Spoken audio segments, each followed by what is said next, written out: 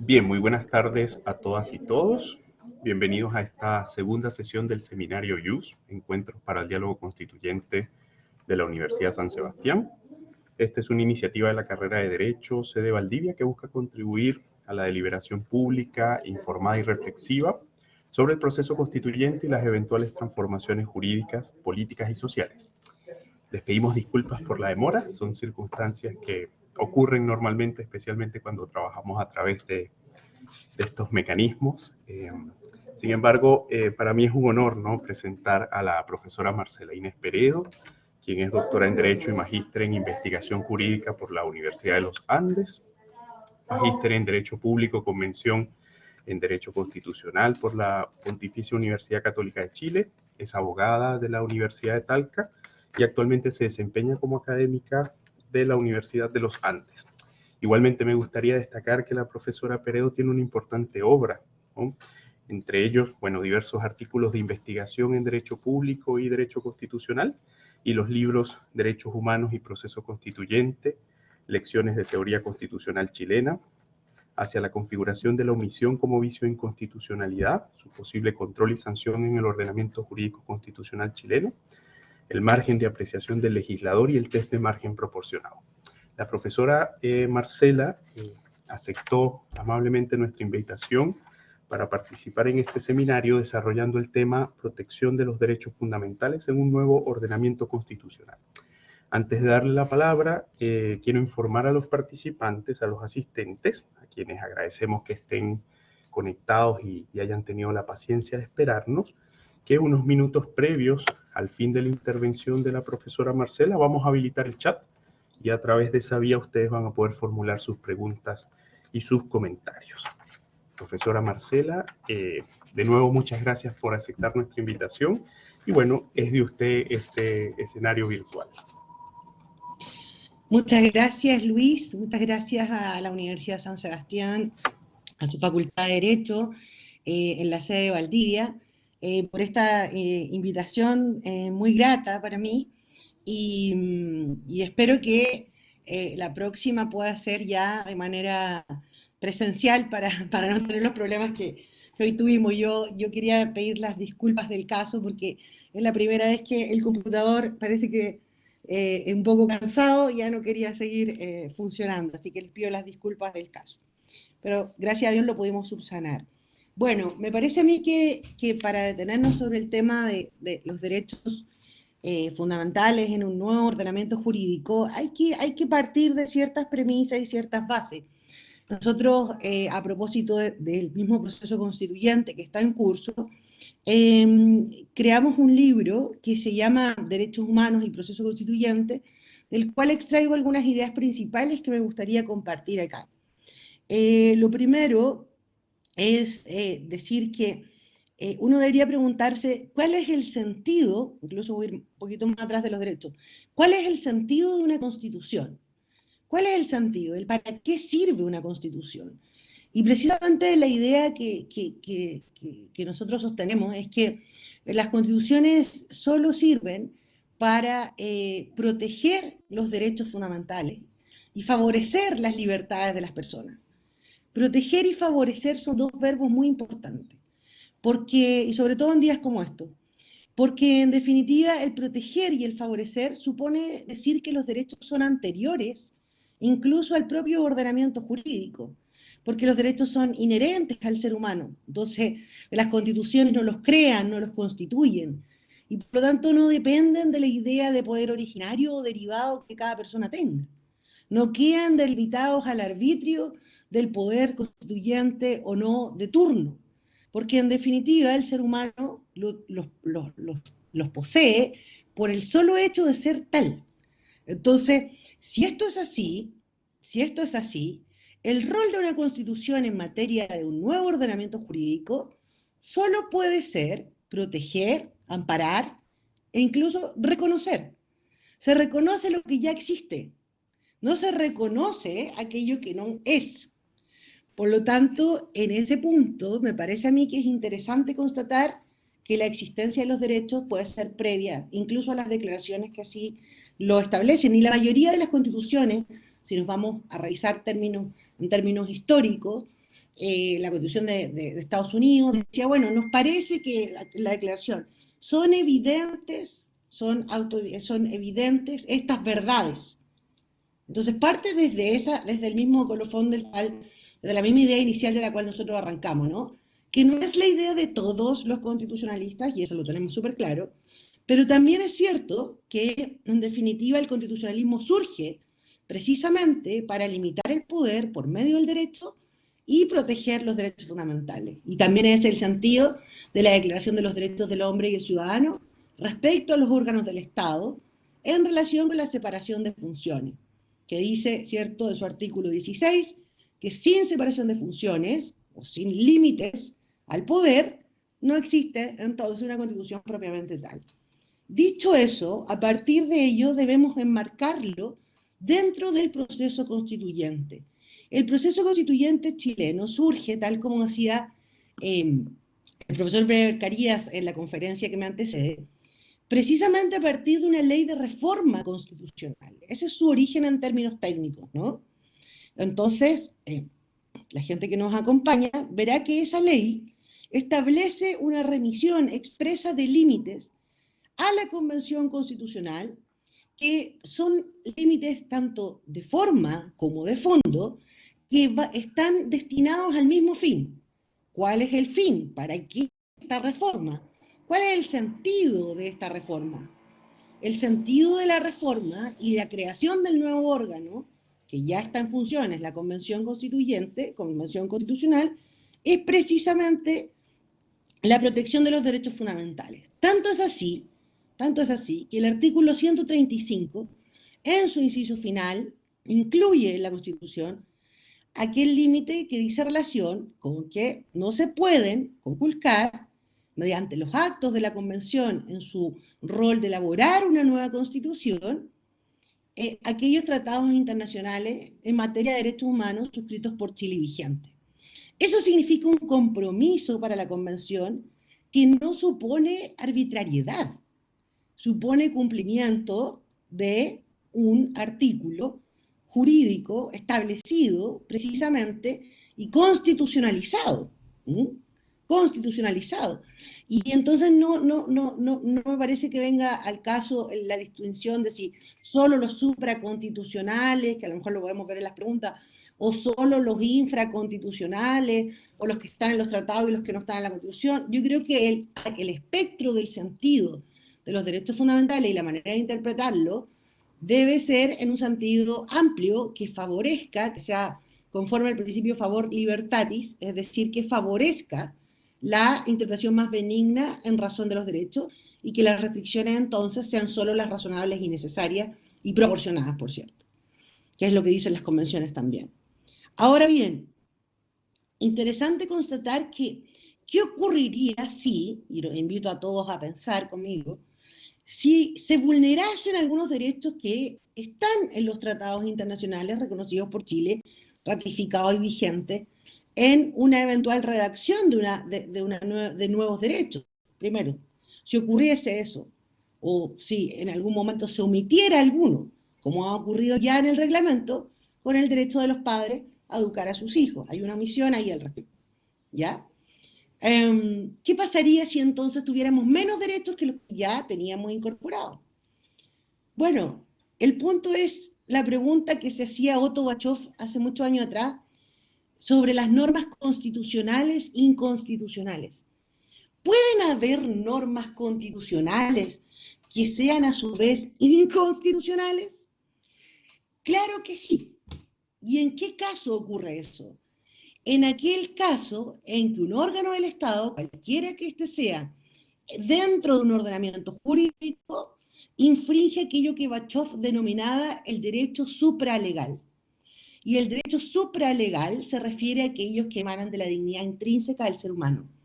Todos aquellos derechos que emanan de la dignidad intrínseca del ser humano, como sabemos, se refieren a todo al listado de la Carta actualmente vigente, y también de la Carta que podemos encontrar en la Convención Americana, normalmente el derecho a la vida, como dice el artículo 4 ahí, en general desde la concepción hasta la muerte natural, etc.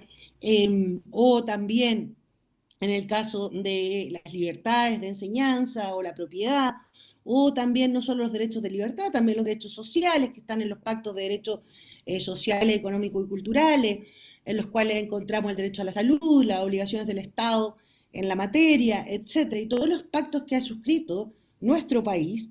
Bueno, tenemos allí un límite de lo que Bachov decía, el derecho supralegal. Allí está.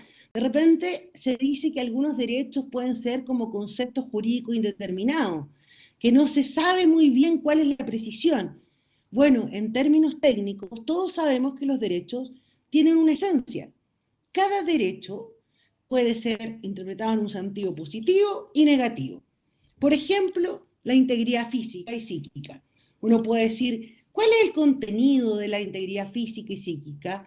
Bueno, la protección, el hecho de tratar a esa persona conforme a su dignidad inherente. ¿Cuál sería entonces la prohibición constitucional que emana a propósito de lo mismo? Bueno, nadie puede ser, en sentido negativo, nadie puede ser sujeto de tratos inhumanos, degradantes, etc. Entonces, las constituciones no son tan abiertas, que permitan violaciones de derechos humanos en sí mismas, siempre y cuando se considere el derecho supralegal, porque si yo me considero como poder del Estado un poder omnímodo, bueno, tal vez mi consideración de los derechos sea diferente. Tal vez mi consideración de los derechos se relativice a aquellos que me parecen prioritarios. Tal vez aplique la teoría de la jerarquización de los derechos y entonces estime que algunos derechos valen más que otros. Pero si yo considero, conforme al principio de no contradicción de Descartes, que las cosas no pueden ser y no ser al mismo tiempo, o sea, o estoy vivo o no estoy vivo, pero no puedo ser y no ser al mismo tiempo, entonces se entiende que existe una unidad. Y esa unidad proviene de la primacía de la persona y del ser humano. Si la persona es una unidad, entonces esa unidad se refleja en su dignidad y en la expresión que ella tiene en razón de su libertad de enseñanza, del derecho a la educación y de todos los derechos constitucionalizados. Dicho eso, y a partir de la base del derecho supralegal, uno podría plantearse qué nuevos derechos podrían surgir a propósito de las demandas sociales de octubre. Bueno, en un ordenamiento jurídico, y lo expresamos ahí en el libro con mayor detalle, sería bueno tal vez hacer una protección respecto de los adultos mayores, por ejemplo.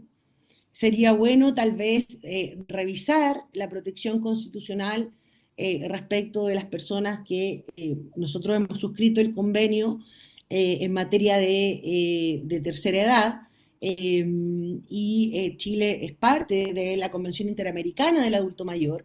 Tal vez sería bueno, si uno quiere mejorar los derechos, agregar o constitucionalizar alguno de ellos en pro de la defensa de los adultos mayores. También nosotros explicamos ahí la situación del caso de los derechos relativos a materias indígenas, que tal vez podría ser interesante consagrar esa declaración del reconocimiento de los pueblos originarios. Pero hay que tener cuidado con el aspecto de la titularidad de los derechos, porque yo creo que se debe recordar que para hacer los derechos, al ser inherente al ser humano, la titularidad no debe ser una titularidad que proponga una atomización de las personas o de la comunidad política. Una constitución que quiera ser inclusiva, que quiera ser una constitución de todos, debería, en ese sentido, abordar los derechos no atomizando al ser humano, todo lo contrario, sino que manteniendo y ampliando la titularidad de ellos. Porque de lo contrario, podríamos crear una constitución que solo proteja a algunos y también podríamos crear una constitución que en ese sentido olvide que la titularidad de los derechos proviene del ser humano y no al revés, digamos. En ese sentido, también es importante valorar cuáles son los bienes jurídicos protegidos, cuáles son los bienes que queremos proteger como sociedad. Evidentemente queremos proteger a la vida, queremos proteger a las personas que su privacidad, su libertad, etc. Y es que en ese sentido uno debe recordar que finalmente los derechos no son dados, que es lo que decíamos al principio, ¿no? Los derechos no son dados, los derechos en ese sentido permanecen más allá, y en ese sentido hay un sentido absoluto de los derechos, porque, como decía don Carlos Pereira, nada le añade ni nada quita en algún punto que esté en una constitución. Lo que podría uno revisar también en ese punto es la judicialización. ¿Cuáles son los mecanismos para la defensa de los derechos? En el proyecto Bachelet, y podría ser acertado, tal vez si así lo consideran los convencionales, se permitía que la acción de protección, que es la acción nuestra de tutela, fuese para todos los derechos. Y en ese sentido también sería interesante tal vez mantener esa acción y velar por otras que también puedan desde la Constitución tutelar los nuevos derechos, pero considerando que la titularidad pertenece a la persona, considerando que no debemos atomizar la sociedad. Este acuerdo de la comunidad política tiene que ser un acuerdo en lo fundamental, no debería ser un acuerdo en ese sentido que distinga según sexo, raza o condición, porque de lo contrario podríamos llegar a las normas constitucionales inconstitucionales, y en ese sentido también me parece que hay que velar por la protección de los derechos, porque de nada sirve también las meras declaraciones. De nada sirve, por ejemplo, como se decía en la Constitución de Cádiz, que los españoles iban a ser buenos y justos, se decía ahí. Nadie se convirtió ni justo ni en bueno porque la Constitución lo dijera. No tienen ese poder las constituciones verdaderamente, a mi juicio. Lo que puede hacer una constitución, y eso es lo que sí puede en materia de derechos fundamentales, es establecer acciones judiciales que sean efectivas y que puedan ser tuteladas ante los órganos.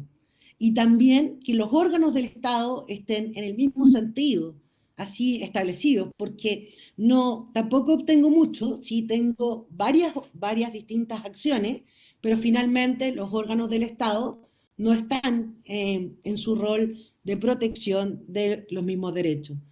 Y para no agotar, quisiera terminar esta ponencia diciendo que, en definitiva, ahora que la convención ya comenzará a redactar esta nueva carta, la idea central de cualquier constitución no significa tampoco hacer una asimilación de los derechos a través de los tratados internacionales. Me parece a mí que eso tampoco, eso ya está. Lo que uno puede es intentar velar por dar el ejemplo desde la protección de lo que hacen los propios órganos. Si los órganos del Estado, como decía la Convención, la Declaración de los Derechos del Ciudadano de 1789 y de 1716 en Francia, decía, si los órganos del Estado entonces no están al servicio de la persona humana, entonces la servicialidad podría suponer que pasamos de un Estado que es personalista, que está al servicio de la persona y orientado a ella, así respecto de los órganos que deben tutelar los derechos, a un Estado en el cual podemos encontrarnos con algo que es transpersonalista. Es decir, que no ocurra que por proteger los derechos sea el Estado el protegido y no la persona, para que la persona sea la tutelada y no al revés. Muchas gracias. Bien, muchas gracias, profesora Peredo. Recuerdo a los participantes que se encuentra habilitado el chat para que ustedes puedan formular comentarios, preguntas y cualquier alcance sobre la exposición que nos ha compartido la profesora Peredo. Pregunta la profesora Jenny Rivas. Estimada Marcela, o comenta, ¿no? Te felicito por la ponencia y el libro. Estimo que conforme al principio de progresividad de los derechos fundamentales, en ningún caso puede desmejorarse la situación en cuanto a los derechos y garantías ya reconocidos en la Constitución. Bien, sí. Adelante, Marcela, si Sí, quiere. yo comparto, aprovecho a saludar a Jenny a través de este medio, mandarle un saludo cariñoso, y comparto con la profesora Rivas totalmente la afirmación. Yo creo que los principios de interpretación de derechos fundamentales, Luis, no son un baladí, están muy bien definidos. El principio a favor persona y los principios de derechos humanos no tienen una connotación política, son jurídicos. Por lo tanto, el mismo principio favor libertad o el principio progresivo que mencionaba, o evolutivo, qué sé yo, son principios que en definitiva no pueden servir para desmejorar un derecho, sino que solamente para favorecerlo. Bien, tenemos otra pregunta, ¿no? Conociendo el estado actual de la discusión constitucional chilena, ¿cuáles estima son las principales innovaciones en materia de garantías y protección de derechos que podría incorporar la propuesta de nueva constitución? Te escuché un poquito bajo, Luis, no, ¿Ya? no A sé si me ver. puedes repetir. Sí, sí, repito. Recibimos esta pregunta en el chat. Conociendo el estado actual de la discusión constitucional chilena, ¿cuáles estima son las principales innovaciones en materia de garantías y protección de derechos que podría incorporar la propuesta de nueva constitución? ¿Cuáles son Las principales innovaciones en materia de garantías y protección de derechos que podría incorporar la propuesta de nueva constitución. Yo creo que obviamente va por la misma conformación e integración de la convención, obviamente va a haber una fuerte reconocimiento en materia de derechos de pueblo originario. También creo que va a existir probablemente alguna judicialización de los derechos sociales, directa, digamos, no como ha sido hasta ahora, porque como las personas que están acá saben, en Chile lo que hacemos normalmente es la propietarización del derecho, la propietarización de la seguridad social, la propietarización del derecho a la salud, y a partir del derecho a propiedad se han generado acciones y mecanismos con o sin éxito, pero sí se han generado mecanismos de judicialización. A mí me parece que va a haber judicialización en materia de derechos sociales. Me parece que en principio también se ha hablado mucho de la perspectiva feminista, pero yo la verdad, debo ser sincera, yo no comparto esa idea porque a mí me parece que todas las personas nacen libres, iguales en dignidad y derecho. Entonces, me parece que esto lo estudió Working hace muchos años atrás. A veces las medidas de reparación podrían eventualmente generar discriminación inversa, es decir, por proteger a ciertos grupos que tú consideras categorías sospechosas, finalmente los terminas atomizando en términos de separando del resto de la sociedad y favoreciéndolo en pos de las personas que no están en esa situación. Por lo tanto, en vez de discriminación positiva, que es súper tolerada y que es muy buena, y que pasa, por ejemplo, con ciertos grupos de la sociedad, las personas que tienen discapacidad u otro tipo de personas que son sujetos de discriminación positiva, y que está muy bien, que normalmente están en el rango de la ley, no en el rango de la Constitución. Me parece a mí que lo que hay que cuidar es que no se genere la discriminación inversa que decía Working, o sea, por proteger a algunos, entonces dejo a los otros. Por lo tanto, me parece que una constitución que mantenga la idea de el ser humano como centro va a ser una constitución que efectivamente va a poder resguardar la confianza que se ha puesto en esa convención para mejorar los derechos y la esperanza que tenía la gente en ella, digamos. Bien, tenemos un comentario de un amigo en común, el profesor Froilán Ramos, que felicita por la organización y la excelente disertación de la profesora Peredo, y una pregunta que formula uno de nuestros estudiantes, que es Álvaro Quiñones. Estimada profesora, primeramente felicitarla por su gran exposición y luego preguntarle qué rol considera usted que debiera jugar las empresas multinacionales en el resguardo de los derechos fundamentales. Ay, interesante, es súper interesante. Se me vienen dos ideas principalmente para tratar de responder a Álvaro. La primera es que la idea de las multinacionales, yo creo que las multinacionales apuntan a dos cosas, ¿no? a la idea de algo que no se ha desarrollado en Chile, que tiene que ver con, no se ha desarrollado la teoría de que si las personas jurídicas, que es algo que a lo mejor, si las personas jurídicas o no son titulares de derechos fundamentales. En general se han acogido algunas sentencias en la materia respecto de reclamaciones en materia de recurso de protección entabladas por personas jurídicas, ¿ya? Ya se ha hecho alguna alusión a ellas. Pero en general no hay un reconocimiento expreso en la Constitución chilena, nunca lo ha habido en toda esta historia, tradición constitucional desde 1811 en 1811 en desde el reglamento de 1811, digo 1911 en adelante, no ha habido un reconocimiento expreso en materia de titularidad de personas. Ahora, jurídica. Ahora también yo entiendo que en algunos derechos, particularmente hay multinacionales que se ven más afectados que en otros.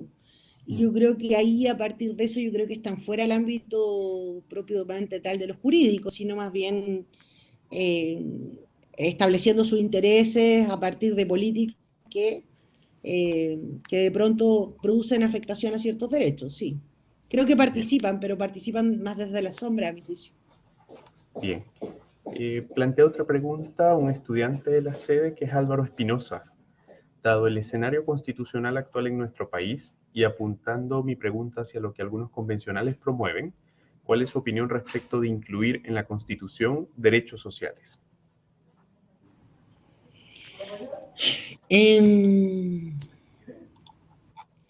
A ver, el tema de los derechos sociales es un tema complicado, porque me parece a mí que hay dos concepciones que están muy en juego, en el sentido de que algunos pensamos que los derechos sociales tienen que ver más con la política pública que con el derecho, y otros piensan que son derechos absolutamente exigibles.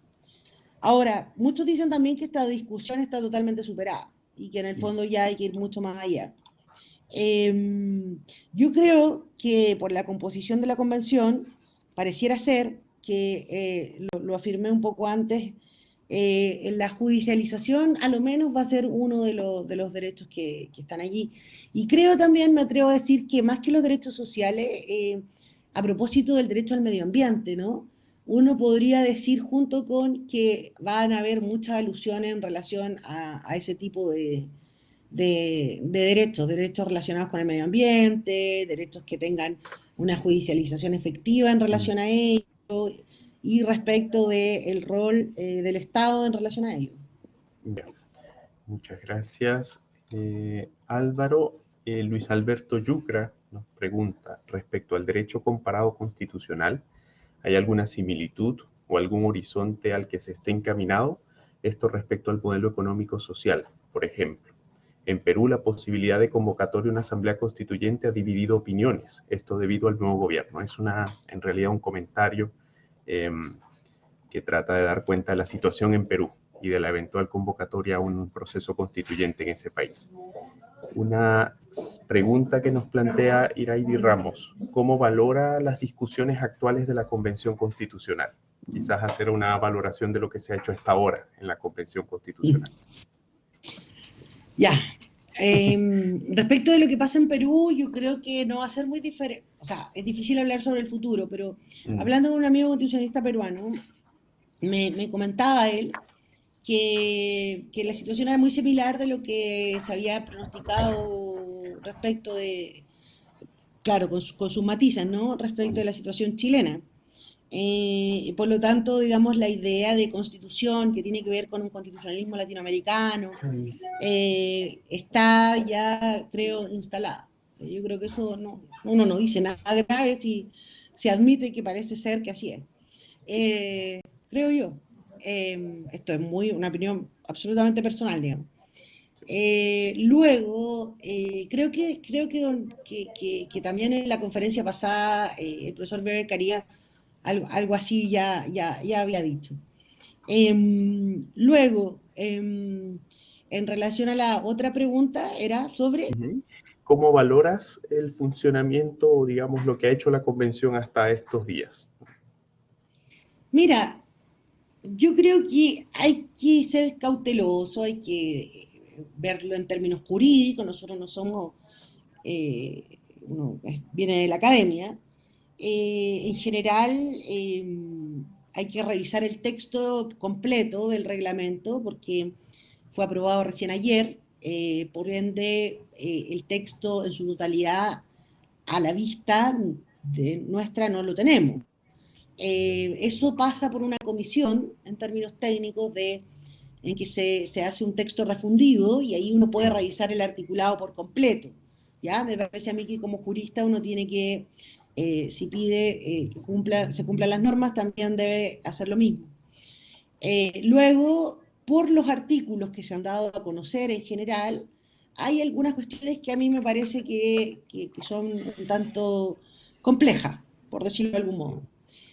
Lo dije al principio en relación a la omisión en el reglamento, que no excluye que luego pueda ser votado en el texto propiamente tal de la Constitución, ¿no? Al derecho de los padres a cuidar a sus hijos. ¿Por qué?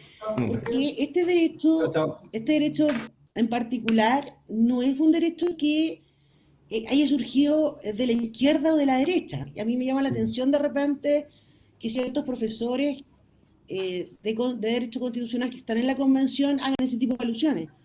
Porque uno sabe, por lo que ha estudiado, que este derecho está en muchos sistemas constitucionales exitosos, como por ejemplo el derecho constitucional alemán, como en la misma constitución de la ley fundamental de Bonn, después en el derecho de la constitución española, que siempre ha sido muy señera para los países latinoamericanos. Entonces, pensar que en el fondo estos derechos se crean en octubre es un poco prematuro, me parece a mí un poco, no sé, no me parece tan acertado.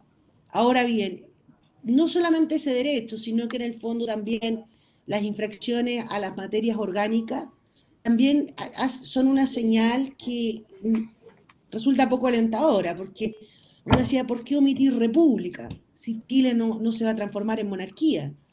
Y alguien me podrá decir, bueno, pero ¿qué tiene que ver la república con los derechos fundamentales? Bueno, pero es que república es la cosa pública, y eso tutela la forma de gobierno de todos los chilenos. Y por lo tanto, si yo quiero proteger los derechos, también tengo que establecer una forma de gobierno clara. No puedo infringir los derechos de las personas cambiando los mismos límites que ya habíamos señalado que están en el 135, que es uno de los límites precisamente de la República, aparte de los tratados internacionales. Luego también me parece a mí que la decisión de ayer de votar los 2/3 es una decisión que en realidad debería haber sido tomada con anticipación, porque la regla del 133 que pretende establecer el quórum no es por un tema de los quórum por los quórum, yo así les digo a mis alumnos, ¿eh? Los quórum no están establecidos porque sean quórum, no es forma, es fondo también, porque eso supone el resguardo del pluralismo jurídico, de la democracia. Si tú tienes un quórum establecido por el cual llegaste a un acuerdo, eso supone el respeto de los derechos de la pluralidad. Y de hecho, los quórum en ese sentido me parece a mí que son muy democráticos. Y la democracia se aviene muy bien con los derechos fundamentales. Porque lo opuesto, que es la dictadura y el totalitarismo, no se aviene bien con los derechos fundamentales.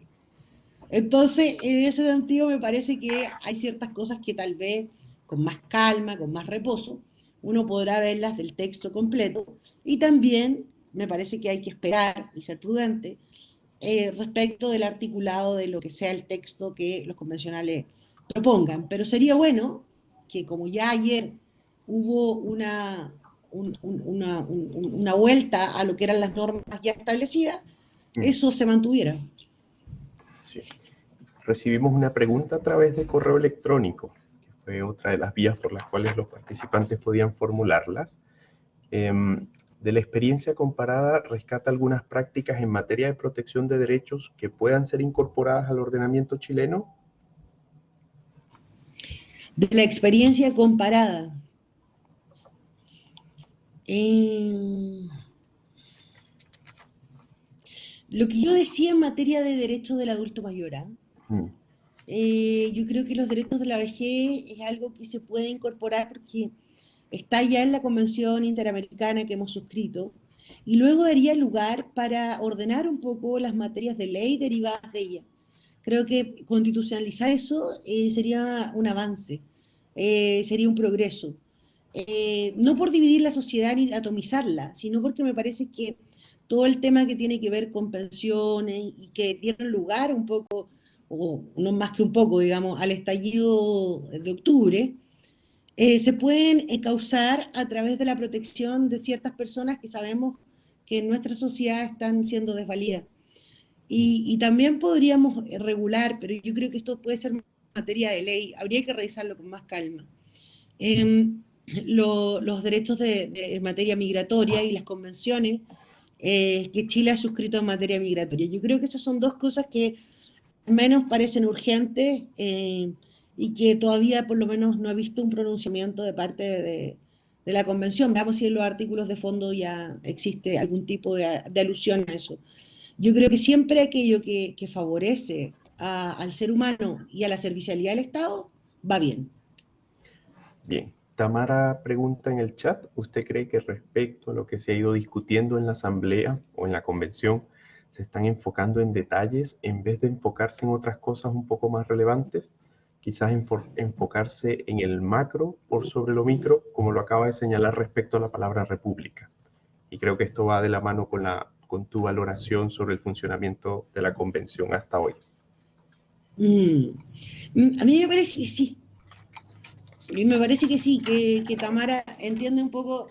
Me parece que hasta el momento, y yo quiero ser muy, muy cautelosa en eso, yo creo que hasta el momento lo que nosotros hemos visto han sido reivindicaciones parciales. Y la verdad es que lo que la convención obtuvo en el plebiscito, como sabemos, del 50%, digamos, de las personas que votaron, un 80% de aprobación.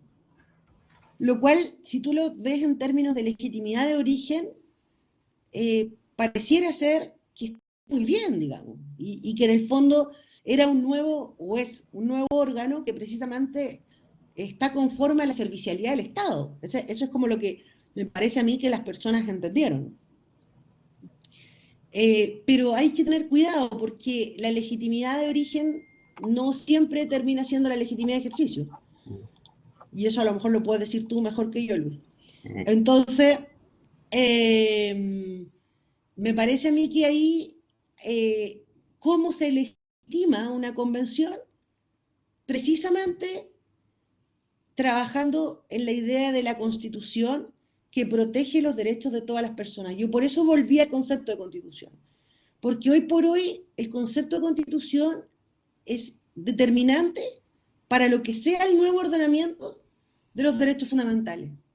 Si el concepto de Constitución es límite al poder para proteger los derechos por medio del derecho, o sea, a través del derecho, los derechos y libertades de las personas, claro, obviamente que vamos a alcanzar todos en esa Constitución. Pero si yo pienso que la Constitución puede ser una forma política de reivindicar derechos vulnerados, tal vez ya no sea igual. Nos quedan unos minutos, profesora Marcela, para una reflexión de cierre. E igualmente, si es posible, que nos comente algunos detalles sobre su última publicación, que voy a compartir la imagen, que entiendo también toma de ese contenido parte de lo que nos compartió durante esta tarde. Claro, mira, la verdad que este libro fue hecho con mucho cariño. Nosotros expusimos ahí cuál era la teoría de los derechos fundamentales. Hoy conversé un poco sobre lo que es el capítulo quinto. Recogimos allí todas las sentencias y los casos en que Chile había sido condenado por la Convención Americana de Derechos, por la Corte Interamericana de Derechos Humanos. También en el espíritu de que el artículo 135 sea cumplido y por lo tanto no en un plan de subordinación, sino en un plan de complemento. Y también en ese sentido aprovecho la instancia que sería bueno que hubiese alguna norma que determinara el rango y la relación del derecho interno con el derecho internacional, porque en Chile no ha habido hasta el minuto una norma expresa. Se deduce el artículo 5, que son un límite al poder, a la soberanía, y así lo es, digamos. Pero no hay una prelación o una norma que lo regule expresamente. Quisimos poner a disposición una teoría de los derechos fundamentales que fuese inclusiva y que en ese sentido también permitiera entender que los derechos van más allá incluso que las mismas constituciones. Bien, perfecto. Muchas gracias, profesora Marcela. En honor al tiempo vamos a terminar esta segunda sesión del IUS. Por supuesto, queremos agradecerle, y lo hago en nombre de la carrera de Derecho de la sede Valdivia, su amable disposición y tiempo. Igualmente agradecer a los asistentes y la activa participación a través del chat, especialmente por el interés que genera la discusión relativa a la protección de los derechos humanos en el marco de la discusión constitucional. Igualmente, me gustaría dejar los invitados, y por supuesto usted también está invitada a participar en el tercer diálogo, que se va a llevar a cabo el próximo jueves 21 de octubre a las 17 horas, ese es nuestro horario habitual. En ese caso vamos a abordar el tema de migración y nueva constitución. De hecho, usted se pronunciaba en ese sentido en parte de su exposición, y sobre igualdad y no discriminación, reconocimiento de grupos en situación de vulnerabilidad.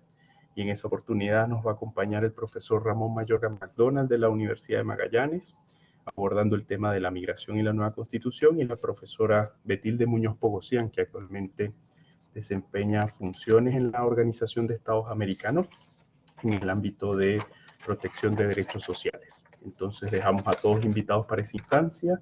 Y profesora Marcela, quisiera compartir unas últimas palabras. Agradecer por la invitación. Para mí es un honor de verdad estar con ustedes y hablar de temas que están sucediendo. Agradecerte a ti, Luis, por todo, y también a la universidad, y a lo mejor pensar que podemos extender esto para una segunda sesión cuando ya tengamos la propuesta de la Carta de Derechos que la Convención eventualmente puede proponer.